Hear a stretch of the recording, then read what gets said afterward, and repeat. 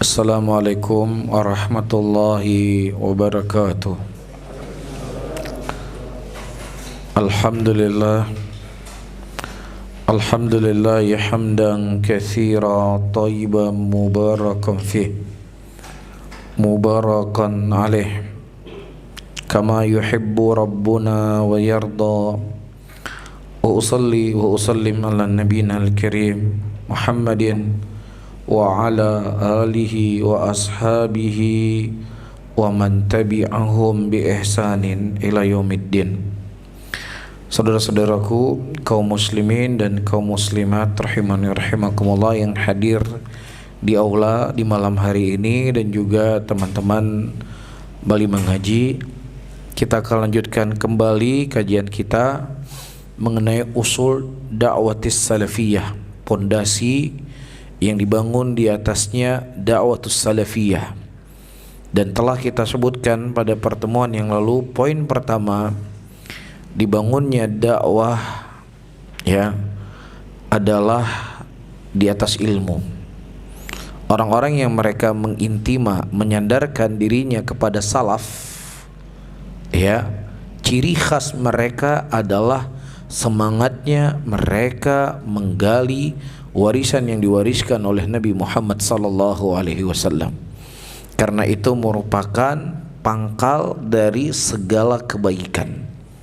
Dan kalau kita kembali kepada sejarah fitnah yang terjadi di zaman sahabat Rasulullah sallallahu alaihi wasallam setelah meninggal Nabi Muhammad sallallahu alaihi wasallam, kita mendapatkan para sahabat mereka tetap di atas sunnah Rasulullah, tidak merubah sedikit pun apa yang dulunya mereka dapatkan ketika Nabi sallallahu alaihi wasallam masih hidup. Tidak menggetarkan mereka, tidak mengubah haluan mereka. Fitnah yang paling besar melanda umat Islam pada waktu itu adalah wafatnya Nabi Muhammad sallallahu alaihi wasallam. Dan tidak ada fitnah yang lebih besar daripada ini melanda umat Islam. Dari semenjak hari itu sampai hari ini belum pernah ada fitnah lebih besar daripada itu. Orang-orang yang mereka memiliki hati yang berpenyakit yang disimpan sudah cukup lama, nampak kekufuran dan kebengalan mereka kepada Islam itu sendiri. Namun sahabat Rasulullah sallallahu alaihi wasallam mereka tetap kokoh di atas keyakinannya. Begitu juga di zaman Abu Bakar Siddiq radhiyallahu ta'ala anhu, orang-orang sudah mulai tidak membayar zakat. Dan lagi-lagi sahabat Rasulullah sallallahu alaihi wasallam mereka selamat. Begitu juga terjadi fitnah di zamannya Utsman bin Affan. Ribuan orang datang mengepung rumah Utsman bin Affan radhiyallahu ta'ala anhu, yang akhirnya mereka membunuh Amirul Mukminin Utsman bin Affan. Bersamaan dengan itu tidak ada satupun sahabat Rasulullah sallallahu alaihi wasallam yang terlibat dalam fitnah ini. Walaupun di awalnya Abdurrahman bin Abi Bakrin beliau terikut mengepung rumah Utsman bin Affan.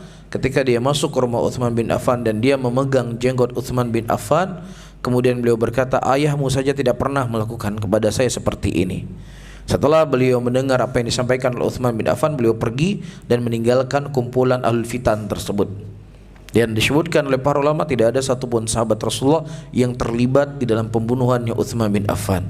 Kemudian fitnah semakin dahsyat dan semakin besar. Di zaman Khalifah Ali bin Abi Thalib radhiyallahu taala anhu, di sana ada kelompok Nasibiyah yang mereka membenci Ahlul Bait. Di sana ada kelompok Syiah yang menuhankan Ahlul Bait, dan di sana ada Khawarij yang mengkafirkan Ali bin Abi Thalib radhiyallahu taala anhu. Dan lagi-lagi kita tidak mendapatkan ada satupun sahabat Rasulullah yang terlibat di dalam semua fitnah ini. Tidak ada sahabat Nabi bersama Syiah, tidak ada sahabat Nabi bersama Nasibiyah, dan juga tidak ada sahabat Rasulullah sallallahu alaihi wasallam bersama orang-orang Khawarij. Sebagaimana kata Abdullah ibnu Abbas, jitu min qibali ashabin Nabi, aku datang dari sisi sahabat Nabi dan aku tidak mendapatkan satu orang sahabat pun bersama kalian. Apa rahasia di balik itu semuanya? Yaitu kuatnya mereka terhadap atau kuatnya pendalaman mereka terhadap Al-Quranul Karim dan Sunnah Rasulullah Sallallahu Alaihi Wasallam, dan itu semuanya tidak akan mungkin bisa diketahui kecuali dengan belajar. Disinilah kekuatan mereka. Nah, kenapa terkadang kita, jangankan masalah-masalah yang besar, terkadang masalah-masalah yang kecil saja ya terjadi keributan, terjadi kerusuhan, terjadi pemboikotan, terjadi celaan dan cacian. Kenapa para hadirin? Tidak lain di sini adalah qillatul ilm, kurangnya kita terhadap ilmu, ya, dan su'ul qasad, dan jeleknya terkadang maksud dan tujuan kita. Dan para sahabat Rasulullah sallallahu alaihi wasallam, mereka mengumpulkan dua kekuatan daripada ilmu dan kekuatan bersih dan sucinya hati dan jiwa mereka. Ketika Allah Subhanahu wa taala menurunkan ayat dalam Al-Qur'an atau sebelumnya, Rasulullah memboikot Ka'b bin Malik dan kedua sahabatnya untuk tidak diajak bicara sampai 50 malam dan 50 hari 50 malam. Mereka benar-benar memboikot Ka'b bin Malik karena Allah Subhanahu wa taala. Tidak ada tendensi apapun kecuali adalah mengharapkan wajah Allah. Tanda menunjukkan bahwasannya ini merupakan murni karena dari hati yang suci ketika Allah menurunkan ayat dan memaafkan Ka'b bin Malik radhiyallahu taala anhu. Tidak ada sahabat kita dapatkan kecuali mereka, ya, ada sebagian mereka naik ke tempat yang tinggi dan mereka berteriak sesungguhnya Allah telah menerima taubat Ka'b bin Malik, dan sebagian mereka menyambut bahagia memeluk Ka'b bin Malik radhiyallahu taala anhu dan menyampaikan selamat. Tidak ada di antara mereka, waduh, ini Ka'b bin Malik kenapa diterima taubatnya, kenapa enggak kafir aja dari sekalian, kenapa dia enggak menyimpang saja sekalian. Enggak ada para sahabat berpikir demikian. Kenapa? Karena hati mereka bersih. Ya, kita justru ketika ada saudara kita berbuat kesalahan, kita menunggu pajan talah lom, pajan tetap lom, makin tetap lebih baik. Subhanallah. Jadi apa yang kita serukan selama ini? Kamu menyeru manusia kepada Allah, ya, atau menyeru manusia kepada dirimu sendiri? Ketika kamu menyeru manusia kepada Allah, seharusnya kau tidak suka ada orang yang mereka menyelisih dari perintah Allah Subhanahu wa taala. Disinilah kekuatan Ahlus Sunnah itu sendiri. Wahai para penuntut ilmu, Allah ingatkan kita dengan ayat dalam Al-Quran, wadhkur ibadana Ibrahim wa Ishaq wa Ya'qub ulil aidi wal absar. Ingatlah oleh kalian hamba-hamba pilihan kami, Nabi Ibrahim, Nabi Ishaq, Nabi Ya'qub, dengan dua hal. Apa yang Allah ingatkan kita dengan mereka? Kekuatan ilmu dan kekuatan untuk mempraktekkan ilmu itu pada diri mereka. Jelas ya? Jadi inilah prinsip yang paling utama, prinsip Ahlus Sunnah. Semangatnya mereka menuntut ilmu, karena Ahlus Sunnah nggak ada agenda bulan depan kita mau demo, ada agenda bulan depan kita mau ya berbuat hal-hal yang seperti demo dan semisalnya. Nggak ada. Agenda kita belajar, udah itu agenda kita. Selesai kitab, sambung kitab lain, selesai kitab lain, sambung kitab yang lain lagi. Itu sudah agenda kita. Sampai kapan? Sampai kita mati. Iya, itu yang menjadi poin yang pertama. Sifat dan ciri khas Ahlus Sunnah wal Jamaah hadithan wa qadiman. Qadiman wa hadithan. Bisa difahami ya? Jadi ini yang harus kita luruskan niat kita. Seperti yang telah saya singgung pertemuan yang lalu, saya mengenal berjalan di atas sunnah ini, saya justru semakin lebih banyak teman, lebih banyak hiburan, ya sering makan-makan, sering banyak teman ngopi, sering ngumpul, ya sering pergi wisata. Kalau ini tujuan Anda menjadi seorang salafi, ayo rahimani rahimakumullah, akan ada suatu saat yang teman Anda bergaul dengannya, ya, sesuatu yang Anda nggak sukai dari sikapnya. Bisa saja itu terjadi. Ya, dan tidak sedikit orang tersebut akan meninggalkan apa? Meninggalkan jamaahnya. Bisa difahami? Tapi inilah yang harus kita tanamkan pada diri kita. Seorang salafi itu adalah semangatnya mereka di dalam menggali warisan Nabi sallallahu alaihi wasallam. Baik. Nah, fadhal Ustaz Farhan. Bismillahirrahmanirrahim. Alhamdulillah wassalatu wassalamu ala Rasulillah, amma ba'd. Qala al-musannif rahimahullahu ta'ala, wa mimma yanbaghi an yu'lam anna talab al-'ilm qisman, fardun 'ala kulli ahad wa fardu kifayah. Amma al-awwal fa huwa alladhi yaqulu fihi Syekhul Islam Muhammad bin Abdul Wahhab rahimahullahu ta'ala kama fi usul al-thalathah, i'lam rahimakallah annahu yajibu 'alaina ta'allum arba'i masail. Al-ula al-'ilm wa huwa ma'rifatullah wa ma'rifatu nabiyhi wa ma'rifatu dinil Islam bil adillah. قال وقد بين الإمام أحمد رحمه الله ما يجب على المسلم أن يتعلمه، فقال يجب أن يطلب من العلم ما يقوم به دينه. قيل له مثل أي شيء؟ قال الذي لا يسع جهله صلاته وصيامه ونحو ذلك. Baik. Para hadirin dan hadirat rahimani rahimakumullah, tadi kita sudah menyebutkan muqaddimah, poin yang pertama dari kitab yang beliau tulis, pentingnya untuk seseorang menuntut ilmu. Dan ilmu adalah sesuatu yang sangat luas. Kalau seandainya kita memberikan seluruh umur yang kita punya untuk belajar, maka kita tidak mendapatkan sebagian dari ilmu itu. Kalau bagaimana lagi kalau seandainya kita tidak menghabiskan waktu kita untuk menuntut ilmu agama. Nah, karena ilmu itu sangat luas, kesempatan sangat sedikit dan waktu juga sangat sempit, maka di sini kita perlu untuk mengenal ilmu itu ada yang sifatnya fardul ain dan ada yang sifatnya fardu kifayah, agar kita bisa fokus apa yang paling penting untuk kita fokus, yang ada sisi keterkaitannya untuk kita beramal. Maka disebutkan oleh Syekh di sini, wa mimma yambaghi, dari hal yang perlu untuk diketahui bahwasanya menuntut ilmu tidak dibagi menjadi dua. Ada yang bentuknya fardu ala kulli ahadin, fardul ain, ada yang sifatnya fardul kifayah. Apa fungsinya? Untuk kita mengenal kapan ilmu tersebut fardul ain, kapan ilmu fardul kifayah, supaya kita lebih fokus apa yang paling penting untuk kita amalkan. Itu satu hal. Hal yang kedua, di antara faidah untuk kita mengenal kapan sebuah ilmu dikatakan fardul ain, fardul kifayah, ada kondisi-kondisi tertentu. Seseorang misalnya dia dilarang oleh bapaknya untuk belajar, dia dilarang oleh ibunya untuk menuntut ilmu. Nah, larangan ayah dan ibu kita menuntut ilmu bukan karena ilmunya, tetapi ada kerjaan yang harus dibantu dia di rumah. Taib. Nah, sekarang kita ingin belajar apa? Saya ingin belajar nahwu. Saya ingin belajar shorof. Iya, belajar nahwu, belajar shorof. Hukum asalnya apa? Fardhu kifayah. Dan mematuhi, mentaati orang tua dalam perkara yang ma'ruf, hukumnya apa? Apa hukumnya? Hukumnya wajib. Maka ketika kita diperhadapkan di antara mempelajari bahasa Arab atau mematuhi perintah orang tua kita, maka orang tua kita harus lebih kedepankan. Tapi kalau seandainya yang sifatnya ada fardul ain, kita tidak tahu bagaimana cara sholat, kita tidak tahu bagaimana cara kita berpuasa, kita tidak tahu bagaimana cara berwudu, dan orang tua kita melarang kita untuk belajar, maka la ta'ata li makhlukin fi ma'siyatil khaliq. Tidak ada ketaatan kepada makhluk yang itu bentuknya bermaksiat kepada Allah, karena ini merupakan kewajiban yang harus kita pelajari, karena ada bentuk ibadah yang kembali kepada diri kita sendiri. Ini diantara faidah untuk kita mengenal kapan sebuah ilmu dikatakan fardul ain dan kapan sebuah ilmu dikatakan fardul kifayah. Nah, bagaimana kita mengetahui ilmu itu adalah fardul ain?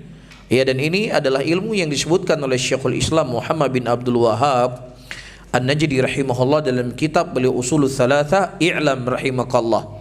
Ketahuilah semoga Allah merahmatimu, annahu yajibu alaina, sesungguhnya diwajibkan kepada kalian, kita diwajibkan. Wajibnya apa di sini? Wajib apa? Al-aini, mempelajari 4 masalah. Yang pertama adalah ilmu. Ilmu apa yang wajib kita pelajari?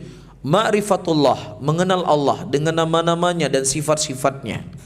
Karena ayyuhal ikhwah rahimani wa rahimakumullah wal akhwat, tidak ada sesuatu hal yang paling akan melembutkan dan menyejukkan hati seorang hamba lebih ketika dia mengenal Allah Rabbul Alamin. Ini puncak dari ilmu, ghayah dari ilmu. Makanya Rasulullah SAW mengatakan, Anna a'lamukum billahi wa atqakum. Saya adalah orang yang paling mengenal Allah di antara kalian semuanya, sehingga saya adalah orang yang paling bertakwa. Pengenalan terhadap nama Allah dan sifat-sifatnya itu memberikan efek langsung dalam kehidupan kita sehari-hari. Efeknya langsung. Iya, bukan efeknya minggu depan, efeknya 2 minggu lagi, efeknya bulan depan, efeknya tahun depan, efeknya ke nanti di yaumul qiyamah, enggak. Mengenal Allah Subhanahu wa taala, efek yang didapatkan oleh seorang hamba di detik itu. Apa maksudnya? Ketika seseorang mengetahui Allah alim, Allah Subhanahu wa taala itu maha berilmu, sehingga Allah mengetahui seluruh apa yang ada pada hambanya dan apa yang baik untuk hambanya. Allah tahu atau tidak? Allah tahu. Ketika kita berdoa kepada Allah dan meminta sesuatu kepada Allah, berarti kita meminta kepada Al-Alim yang mengetahui yang kita minta itu baik ataukah tidak baik untuk kita. Yang kita minta itu baik untuk kita sekarang ataukah baik untuk kita tahun depan. yang kita mohon kepadanya, ya, baik untuk kita besok ataukah lebih baik untuk 10 tahun yang akan datang. Allah Maha mengetahui. Nah, ketika kita berdoa, sembari kita menanamkan pada kolbu kita bahwasanya Allah Al-Alim, saya tugasnya hanya meminta, saya tugasnya hanya memohon, dan kapan Allah berikan, Allah lebih tahu kapan diberikan kepada saya. Bisa difahami? Ini efeknya langsung kepada kita. Jadi nggak menunggu besok, hari ini kita mengambil manfaat dari mengenal Allah Subhanahu wa taala dari nama-namanya. Ya, ketika kita menyadari Allahu Rabbul Alamin Ar-Rahman Ar-Rahim, ya, setiap saat hidup kita di dunia ini kita tidak lepas daripada yang namanya ujian. Apakah ujian itu menimpa diri kita, apakah ujian itu menimpa istri kita, ataukah ujian itu menimpa anak-anak kita, ataukah ujian itu menimpa dari dagangan kita dan bisnis kita. Iya, kita tidak akan lepas daripada yang namanya ujian. Sepakat ya? Taib. Nah, ketika kita memahami Allah Ar-Rahman, Allah Ar-Rahim, Allah memberikan ujian kepada kita. Kita sakit, divonis kita penyakit kanker, divonis istri kita kanker, divonis misalnya ibu kita sakit, anak kita sakit, dan bisnis kita merosot. Ingat, Allah Rahman, Allah Rahim. Segala sesuatu yang terjadi di muka bumi inilah apa yang Allah takdirkan. Wallahu khalaqakum wa ma ta'malun. Allah yang menciptakan kalian dan Allah yang menciptakan apa yang kalian amalkan. Tidak ada segala sesuatu yang ada di muka bumi ini kecuali takdir dan ketetapan yang telah ditetapkan oleh Allah. Apa yang tertanam pada diri kita? Kita sakit, harta kita menurun, istri kita sakit, anak kita meninggal.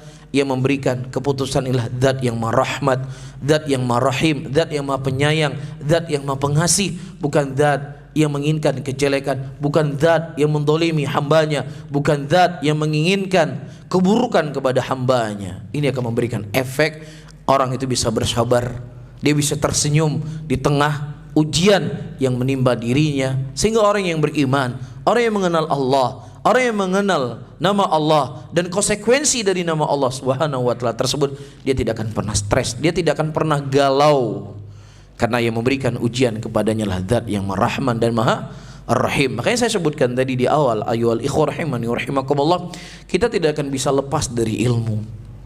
Karena setiap saat, setiap detik, setiap nafas kita bernafas, kita butuh dengan ilmu. Kita tidak bisa lepas dari Allah.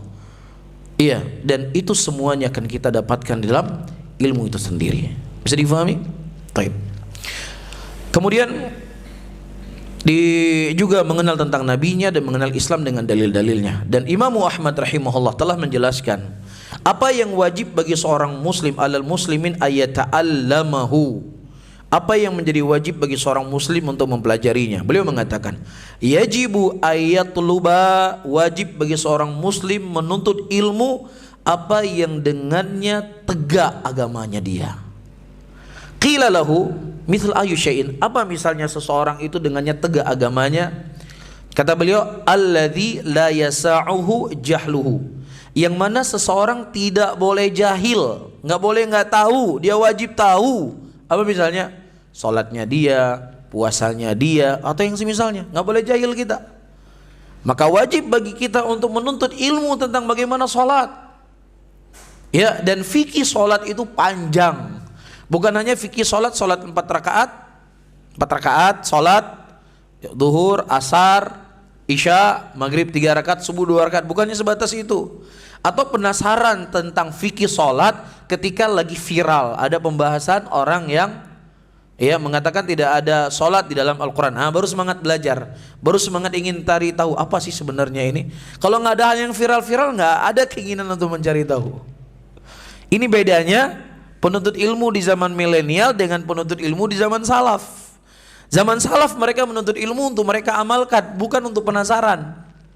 Untuk mereka amalkan ilmu tersebut dalam kehidupan mereka sehari-hari, bukan untuk mencari penasaran agar saya bisa berbicara ketika sesuatu itu sedang viral. Mafhum di sini ayyuhal ikhwah. Dan fikih salat lagi saya tekankan, ini banyak hal yang perlu untuk kita ketahui. Ya misalnya antum Allahu Akbar enggak niat, lupa niat, apakah harus membatalkan salatnya atau gimana? Kan banyak hal yang harus akan kita lalui dalam salat kita. Kan seperti itu. Jadi hal-hal yang seperti ini disinilah kita harus semangat, fokus untuk mempelajarinya. Falladhi yajibu 'alal insan ayya'mala bihi, dan yang wajib seorang manusia untuk mengamalkannya seperti usul iman dan juga tentang syariat Islam, dan apa yang wajib untuk dia jauhi dari hal yang diharamkan oleh Allah, dari riba dan yang semisalnya, dan terkhusus para pedagang yang memang dia akan berkutat dengan muamalah, maka dia harus jeli dalam hukum-hukum seperti ini. Wa ma yubah, apa yang dibolehkan dan apa yang dibutuhkan dalam muamalahnya, dan yang semisalnya. Yajibu yakun, ini belum dibaca ya? Oh, nah, afwan. Yajib ayakun al insanu aliman bihi, maka wajib seseorang itu untuk mengetahui perkara-perkara tersebut. Nah, terus. Qala wa su'alu ahli al-'ilmi min al-'ilm, faman sa'ala ahli al-'ilmi faqad istanara ladayhi lidinihi wa fa'ala ma yajibu 'alayhi. Yaqulu Allah subhanahu wa ta'ala fas'alu ahli adh-dhikri in kuntum la ta'lamun bil bayyinati was-zubur. Qala fa hadha huwa talabu al-'ilmi alladhi huwa fariidatun 'ala kulli ahad.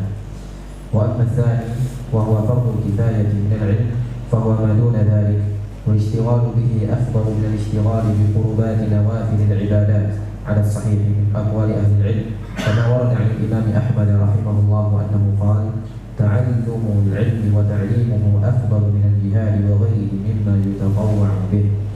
طيب. Dan bertanya kepada ahlul ilmi tentang ilmu, ya, adalah salah satu hal yang harus dilakukan oleh setiap penuntut ilmu, ya, karena pasti dia akan mendapatkan banyak masalah dalam kesehariannya, ya, apakah masalah ibadahnya, apakah masalah muamalahnya, maka dia tidak akan bisa terlepas dari orang-orang yang akan bisa memberikan kepadanya, ya, penerangan akan perkara tersebut. Maka kata Syekh di sini, faman sa'ala ahlal ilmi, barang siapa yang seseorang bertanya kepada ahlul ilm, maka sungguh dia telah mendapatkan cahaya untuk agamanya. Dia telah terdidik dengan didikan dan bimbingan yang benar. Wa fa'ala ma yajibu alaih, dan dia telah melakukan apa yang wajib untuknya. Apa yang wajib untuk kita? Bertanya ketika kita tidak mengetahui sesuatu dari perkara agama tersebut. Dan ini perintah Allah. Dan asal dari perintah itu hukumnya apa? Wajib. Fas'alu ahla dzikri in kuntum la ta'lamun. Tanyakanlah kepada ahlinya kalau seandainya kalian tidak mengetahui. Fahadha huwa talabul ilm, dan ini adalah penuntut ilmu yang wajib untuk seseorang mempelajarinya. Dia tidak boleh diam ketika dia tidak mengetahui sesuatu yang harus diamalkan. Dia wajib untuk bertanya, dan orang yang ditanyai, yang dia memiliki jawaban dari apa yang dia tanyai, dan orang tersebut tidak boleh diakhirkan untuk memberikan jawaban karena dia butuh untuk mengamalkannya, maka yang menjawab tadi juga tidak boleh mengakhirkannya. Jadi yang bertanya wajib bertanya ketika dia butuh, yang tahu jawabannya dan dia ditanya dan dia mengetahui ini perkara yang harus diamalkan, dia juga tidak boleh diakhirkan. Di sana sebagaimana disebutkan oleh Syekh Muhammad bin Shalih Al-Utsaimin rahimahullah dalam kitab Usul min Ilmu Usul, daripada bab mufti dan mustafti. Kapan seorang mufti itu wajib menjawab soal. Nah, kita makom di sini bukan mufti, tapi makom kita memberikan solusi kepada orang yang memang membutuhkan jawaban untuk dia mengamalkannya. Bisa difahami ya? Tapi misalnya ini saya tadi sholat, ya, qadarullah masyafa'al, ya, di baju saya ada kotoran najis. Apakah saya harus mengulangi sholat saya ataukah tidak? Ini sholat subuh sebentar lagi mau habis ini.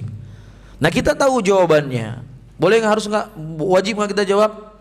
Kita wajib untuk menjawabnya.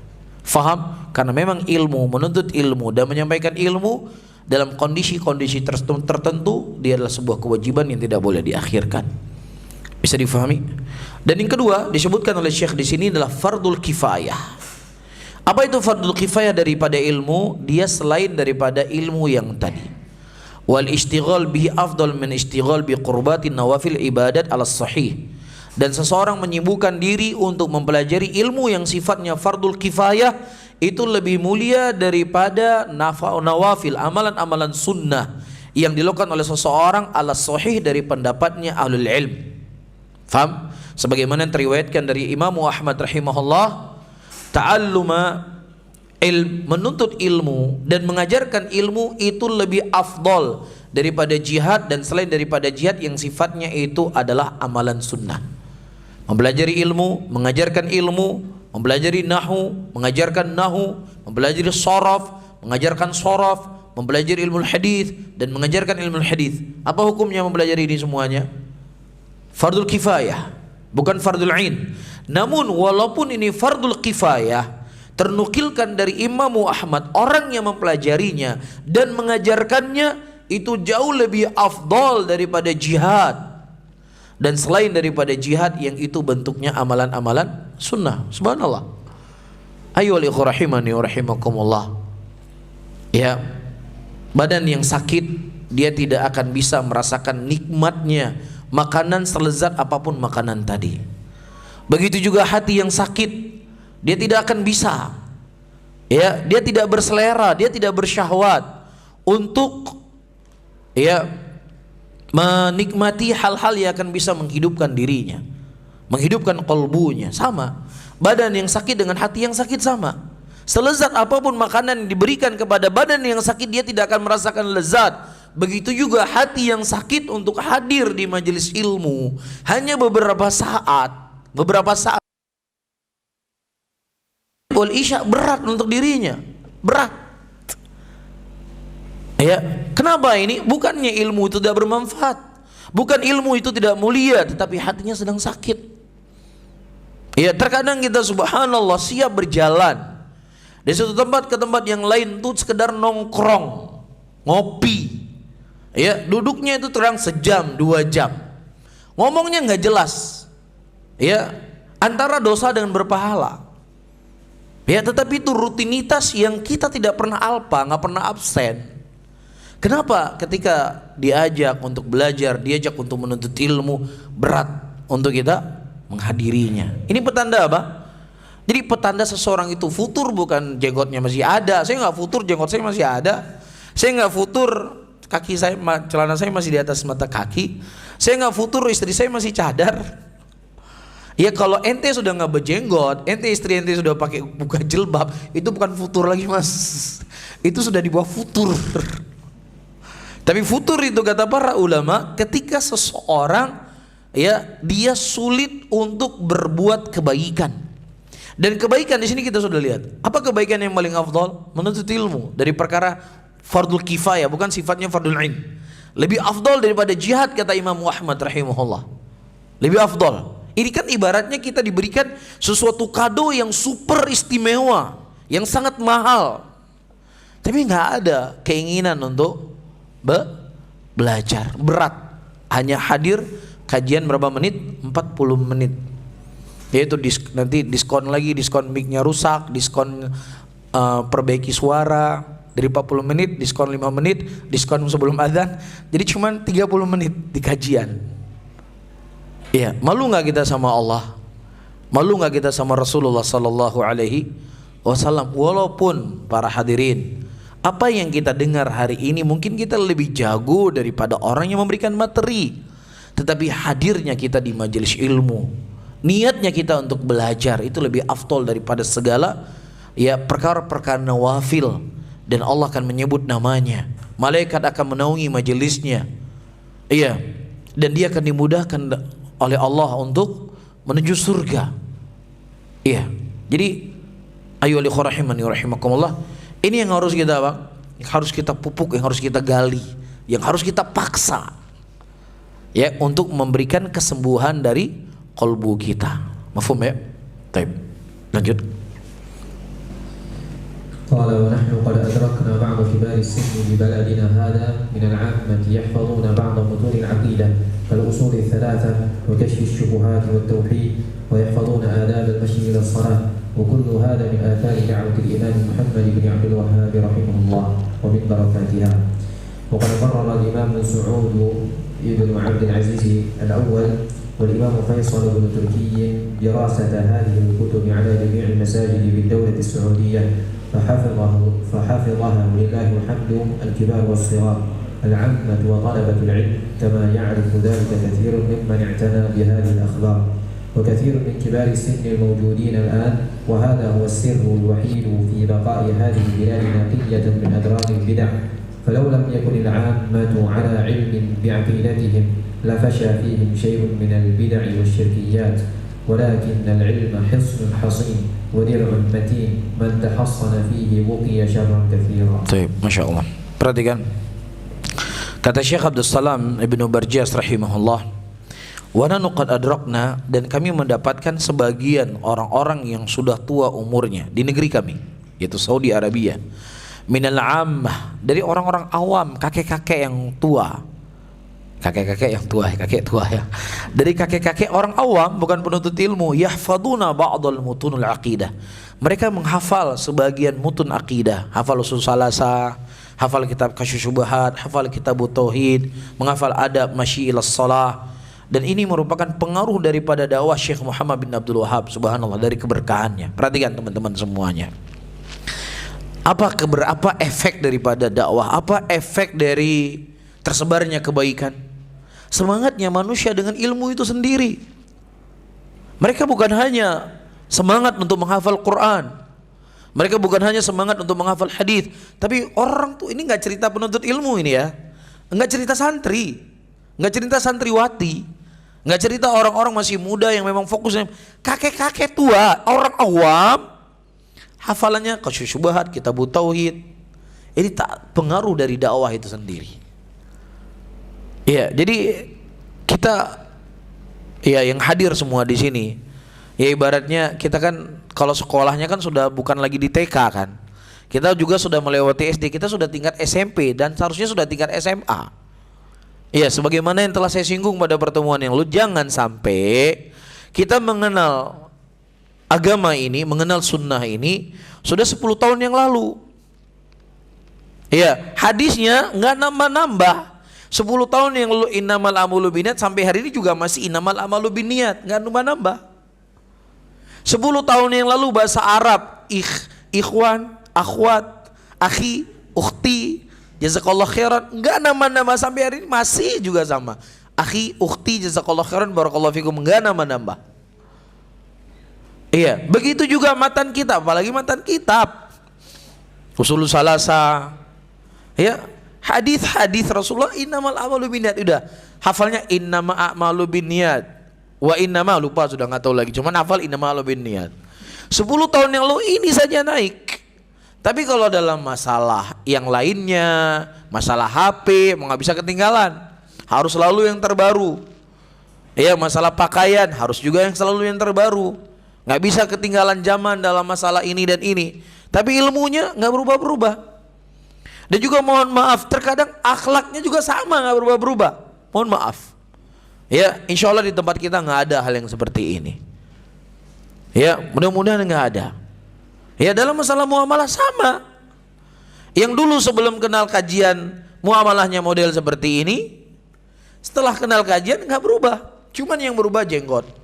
Ribanya juga masih jalan. Ya, kreditnya juga masih bermain kredit dengan cara tidak syar'i. Cuman yang berubah jenggotnya saja. Ya udah, alhamdulillah rajin ke masjid. Kita kan sudah nggak cerita lagi rajin ke masjid kan, karena itu sebuah kewajiban.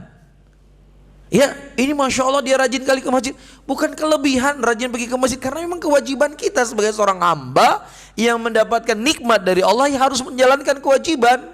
Jadi bukan sebuah kelebihan. Dia bekerja, contohnya dia bekerja dari jam 8 sampai jam 5 sore. Ya, dia digaji. Masya Allah dia masuk kerja jam 8 sampai, ya emang itu kerjanya dia. Apanya yang lebih?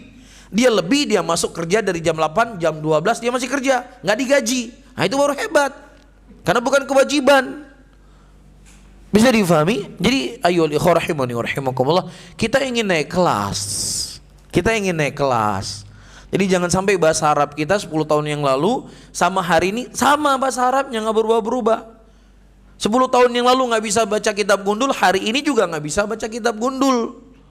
Ya setidaknya fahamlah kita sedikit-sedikit. Wa nahnu qad adrakna ba'd kibari sinni bi biladina hada minal ammati yahfaduna ba'd mutunul aqidati. Setidaknya adalah yang bisa dibaca. Sudah perubahan, sudah 10 tahun Allah memberikan kepada kita apa? nikmat. Yang ada mohon maaf, yang ada kita semakin mengenal sunnah, mohon maaf ya. Saya juga demikian. Yang ada perutnya aja lebih maju. Itu majunya kita, perutnya lebih maju. Kenapa? Wah, pokoknya sering ngumpul lah pokoknya. Sering ngumpul, sering acara, sering ini. Hakikoh setiap hari, sering hakikah. Yang dulu gak kenal hakikah, sekarang pokoknya yang hana hakikah aja pun ke hakikoh, you know. Jadi kita lebih kepada event-event yang sifatnya makan-makan, ngumpul-ngumpul. Ya, dan ini ya yuliha baik. Saya gak katakan gak baik, bagus bersilaturahmi, menyambung ukhuwah. Tetapi kita sebagai seorang penuntut ilmu, ada yang berbeda dengan ilmunya kita. Bisa difahami ya? Baik. Nah, sabaran baca sedikit lagi. Oh, sudah dibaca ya. Dan telah disebut dan diikrarkan oleh Imam Saud ibnu Abdul Aziz Awal dan Imam Faisal bin Turki untuk mempelajari kitab-kitab ini di semua masjid-masjid di negara Arab Saudi. Ya, jadi karena memang tahu manfaat kitab ini, ya, dan efek yang didapatkan di masyarakat. Raja Arab Saudi pada waktu itu di awal beliau mensyaratkan di semua masjid-masjid mempelajari kitab-kitab ini, yang kecilnya dan yang besarnya. Orang awamnya dan penuntut ilmunya harus belajar kitab-kitab seperti ini. Kama ya'rifu dzalika katsirun, dan ini bisa diketahui kebanyakan orang-orang yang i'tina dengan khobar-khobar seperti ini. Arab Saudi hari ini bisa seperti ini dengan segala kemudahan yang Allah berikan kepada mereka. Apa yang mereka mulai? Dengan tauhid. Dan itu janji Allah dalam Al-Quran. Apa kitab-kitab yang mereka pelajari? Kitab-kitab tauhid. Dan kebetulan Syekh Muhammad yang banyak menulis kitab tauhid. Kalau seandainya ada syekh yang lain menulis kitab tauhid juga tidak diingkari ya. Jadi bukan spesial harus Syekh Muhammad bin Abdullah. Kebetulan beliau yang memang fokus dengan pembahasan kitab tauhid ini. Wa katsirun min kibaris sin, dan kebanyakan orang-orang yang tua pada waktu itu, yang ada hari ini sudah tua, ya, mereka berjalan di atas tauhid ini fi baqa hadzal bilad naqiyatan, ya, demi keberlangsungan negeri ini dalam keadaan negeri ini bersih dari kebidahan, bersih daripada kesyirikan. Ya, falau lam yakun ammah ala ilmin wa aqidatihim, kalau seandainya orang-orang awam muslimin ini tidak berada di atas ilmu akidah mereka, maka akan tersebar kebidahan, akan tersebar kesyirikan. Ya, tapi karena mereka memiliki pegangan yang sangat kuat dan kokoh, ya, makanya para hadirin dan hadirat rahimani wa rahimakumullah, ilmu itu merupakan benteng yang paling kuat dan perisai yang paling kokoh. Maka siapa yang seseorang menjadikan ilmu sebagai benteng untuk dirinya, maka dia akan selamat dari segala kejelekan yang sangat banyak. Dan sedikit di sini cerita para hadirin dan hadirat, ada seorang Saudi, awam dari kalangan Saudi, awam, tapi sedikit, nggak lama. Dia hadir di majelisnya Jamaatut Tabligh. Kemudian dia bertanya, saya bermimpi suatu malam bertemu dengan Nabi SAW dan Rasulullah berpaling dari saya. Taib, kata Jamaat Tabligh ini, karena kamu nggak ikut Jamaat Tabligh, makanya Rasulullah berpaling mukanya dari engkau. Taib. Kemudian pergilah dia ke India, khurut bersama Jamaatut Tabligh. Ini awam, orang awam, tapi mereka sudah terbiasa dengan akidah, sudah terbiasa dengan tauhid. Sampai di India, ya, nggak mungkin kayaknya Rasulullah SAW memalingkan mukanya, saya nggak ikut jamaah seperti ini, nggak mungkin kayaknya. Makanya Jamaatut Tabligh dari Saudi Arabia, mereka nggak dibaca kitab Fadilul Amal, mereka dibacanya kitab Riyadhus Shalihin. Karena buat orang Saudi yang awam pun, cerita-cerita khurafat yang ada di Fadilatul Amal kadang nggak masuk akal mereka, karena mereka sudah punya basic, faham? Setidaknya mereka sudah faham lah, makanya bacanya Riyadhus Shalihin. Akhirnya dia kembali ke Arab Saudi, dia bertemu dengan Syekh bin Baz rahimahullah, diceritakanlah kepada Syekh bin Baz. Dan Syekh bin Baz adalah orang berilmu. Syekh bin Baz bertanya, bagaimana sifat-sifat Rasulullah yang kau lihat dalam mimpimu? Diceritakan Rasulullah begini-begini, dan apa yang dia lihat dalam mimpinya tidak seperti sifat-sifat Nabi SAW dari Syama'ilul Muhammadiyahnya Nabi Muhammad SAW. Kata Syekh bin Baz, itu bukan Rasulullah SAW, itu syaitan. Ya, itu syaitan yang mengaku sebagai Nabi, karena syaitan tidak bisa menyerupai Rasulullah SAW. Bisa difaham ya? Dan saya sendiri juga punya pengalaman, para hadirin dan hadirat, zaman-zaman masa-masa pemilu ya dulu ya. Masa-masa pemilu ini bukan Arab Saudi, dia cuman lahir di Arab Saudi, kebangsaan India, orang India atau Pakistan. Dia memuji salah satu calon presiden kita. Wah, ini yang satunya nggak bagus, gini. Ya sudah. Kemudian saya nampakkan satu potongan video yang mana ya beliau ini sujud ke kuburan. Ya, saya nampakkan ke video ini. Astaghfirullahaladzim, kata, la ilaha illallah, wala hadha, katanya. Tidak ini. Isyhada, katanya. Sujud kepada kubur. Jadi awam-awamnya mereka, ayo faham dengan hal-hal yang seperti ini. Faham mereka. Kenapa? Karena memang akidah itu yang ditancapkan di negeri tersebut. Faham di sini? Ya walaupun nanti maksiat dan lain sebagainya, kita tidak memingkari. Ada hal yang seperti itu terjadi, tapi dari sisi akidah, ya mereka faham. Kita cerita orang awam ya.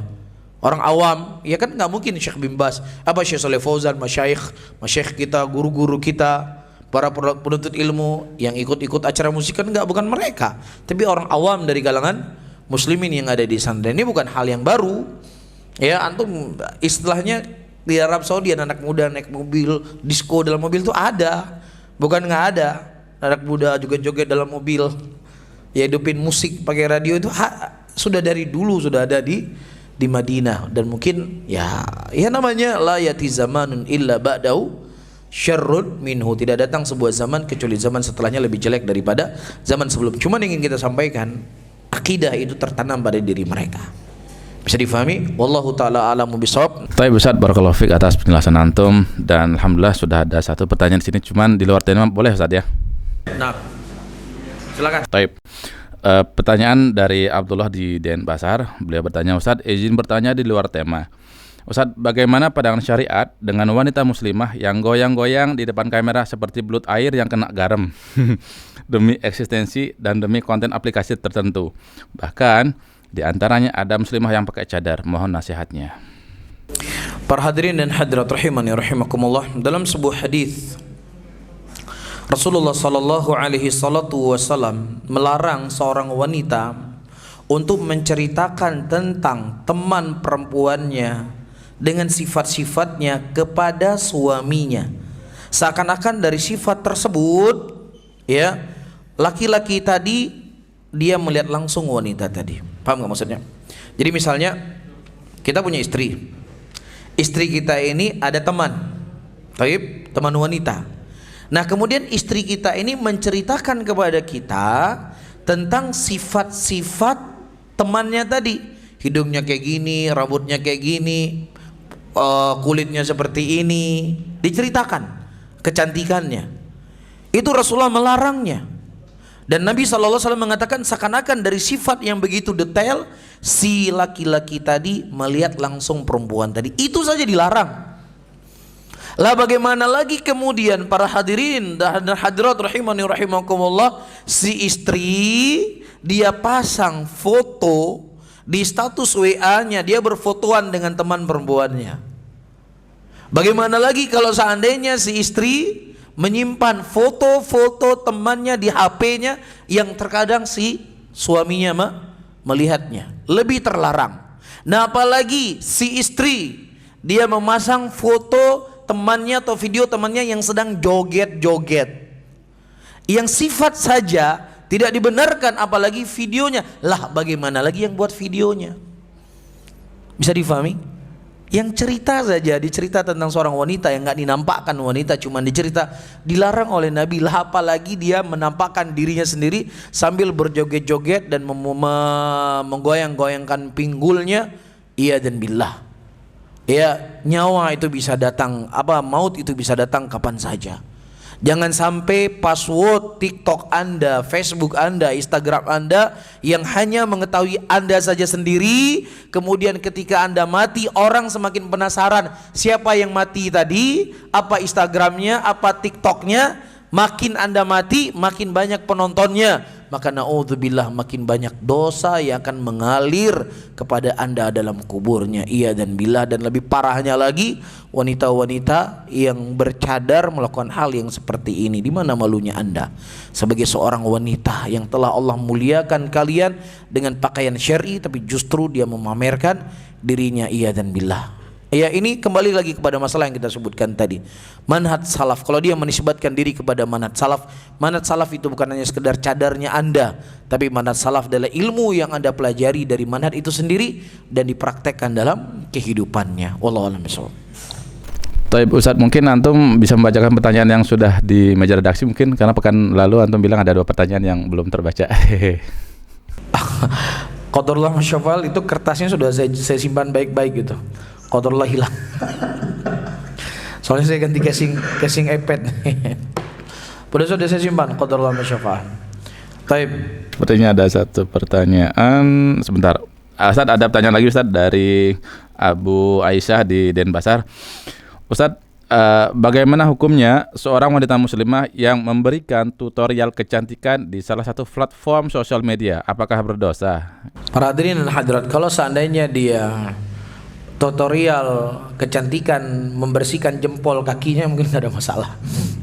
Tapi kalau tutorialnya adalah ya kecantikan wajahnya dan bibirnya dan hidungnya dan lain sebagainya, ya maka ini adalah hal yang akan memberikan fitnah buat kaum laki-laki. Ya walaupun itu khusus produk perempuan yang namanya di media sosial, bukan hanya laki-laki saja tapi juga bukan hanya perempuan saja, tetapi laki-laki juga bisa menonton. Mungkin dia bisa mencari cara yang lain, ya bagaimana dia bisa membuat apa yang dia inginkan dari tutorial tadi bisa dilakukan dengan cara yang tidak berbuat hal-hal yang terlarang di dalam agama. Silakan mungkin diperas otaknya, cari cara bagaimana caranya. Ya, walaupun mungkin penghasilannya tidak terlalu banyak dengan tutorial langsung wajahnya, maka itu para hadirin dan hadirat akan jauh lebih baik dan lebih berkah daripada dia melihinakan dirinya untuk menampakkan wajahnya. Wallahu taala alam bisawab. Ya cuman kalau masalahnya kan wajah itu kan sebenarnya bukan aurat, betul. Kita nggak mengingkari hal yang seperti itu. Cuman masalahnya ketika Anda tutorial dengan wajah memakai pelembab tadi, tujuannya kan menampakkan kecantikannya. Dan pasti yang dipilih yang paling cantik mukanya, nggak mungkin dipilih muka-mukanya pas-pasan. Kan seperti itu. Ya pasti ini akan memberikan fitnah buat kaum laki-laki. Wallahu a'lam bishawab.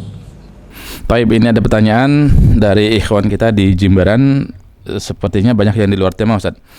Tapi pertanyaannya adalah, Ustaz, bagaimana sikap suami yang menghadapi masalah istri harus menemani suami atau harus menemani mertua yang sendirian di luar daerah, sementara mertua tidak mau diajak tinggal bersama istri dan suami? Syukran. Baik. Para hadirin dan hadirat rahimani rahimakumullah.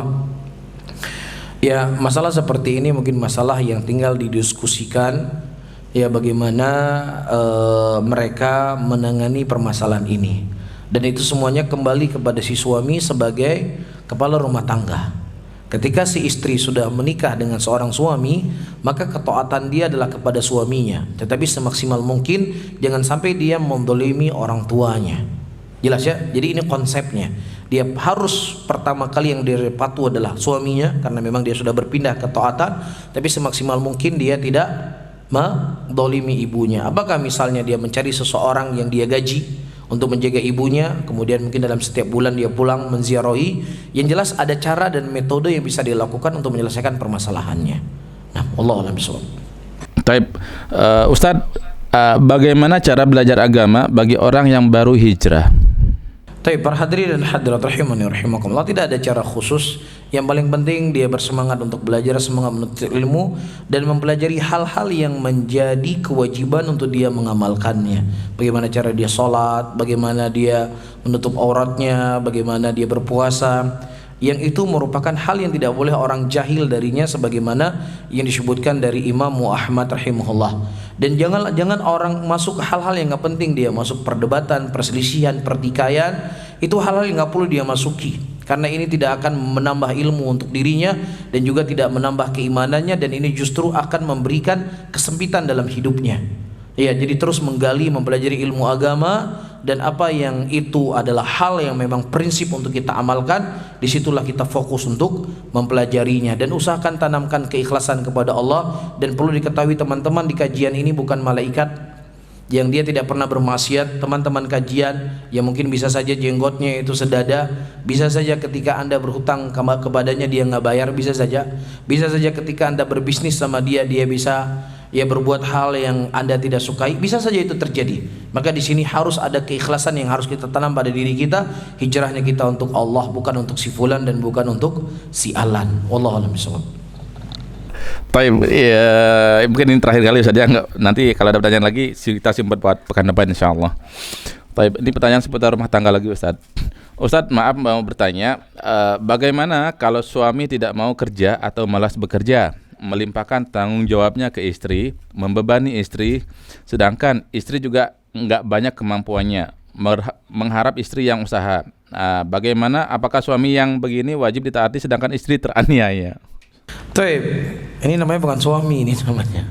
Taib, ini adalah hal yang dosa. Rasulullah mengatakan cukup seseorang itu mendapatkan dosa ketika dia menyia-nyiakan apa yang menjadi tanggung jawabnya. Tanggung jawab dalam rumah tangga adalah seorang ayah yang dia harus menafkahi istrinya dan menafkahi anak-anaknya. Lain halnya kalau seandainya si suami dalam keadaan sakit, si suami dalam keadaan memang dia tidak punya kemampuan dan dia sudah berusaha semaksimal mungkin, bukan pemalas, tetapi memang rezekinya dia belum dapat, maka tidak ada masalah si istri membantu suaminya, sebagaimana kisah istrinya Abdullah bin Mas'ud radhiyallahu taala anhu, yang mana beliau kakinya kecil dan beliau punya istri yang punya banyak uang. Kemudian istrinya berkata, "Wahai suamiku, bolehkah engkau bertanya kepada Nabi, apakah aku boleh menafkahimu?" Kemudian kata Abdullah bin Mas'ud, "Engkau saja yang bertanya kepada Rasulullah." Kemudian beliau bertanya kepada Nabi, istrinya bertanya kepada Nabi, "Apakah boleh saya menafkahi suami saya?" "Boleh," kata Rasulullah sallallahu alaihi wasallam. Ini dalam kondisi suami memang kondisinya uzur untuk tidak bisa bekerja atau lagi dipecat lain sebagainya, dia tidak punya pekerjaan, maka si istri membantu. Tapi kalau seandainya si suami memang malas, dia badannya sehat dan dia tidak berusaha, maka jelas ini merupakan dosa. Ya, makanya sebelum mencari calon untuk suami, bukan hanya sekedar dia sudah ngaji atau bahasa kita sudah jadi ikhwan. Dia sudah jadi ikhwan, ya sudah jadi ikhwan. Memang dulunya siapa dia, laki-laki atau perempuan? Kan tetap juga laki-laki. Jadi kalau bahasa Arab dia sudah jadi laki-laki, ya dari dulu laki-laki, dia lahir laki-laki. Jadi itu bukan hanya modal saja dia sudah ngaji, tapi modal juga dia rajin bekerja ataukah tidak. Itu harus dicari tahu karena ini masalah besar. Ya, masalah ini adalah masalah besar dalam rumah tangga. Ya, carilah suami yang giat bekerja, bukan suami yang banyak gajinya. Yang penting dia giat bekerja. Kalau gaji atau penghasilan itu insya Allah akan dimudahkan oleh Allah dengan dia giat bekerja. Yang repotnya kalau tidak punya semangat untuk mencari nafkah. Umar bin Khattab berkata, orang yang paling kubenci adalah orang yang tidak punya kesibukan dunia dan akhiratnya. Wallahu a'lam bishawab.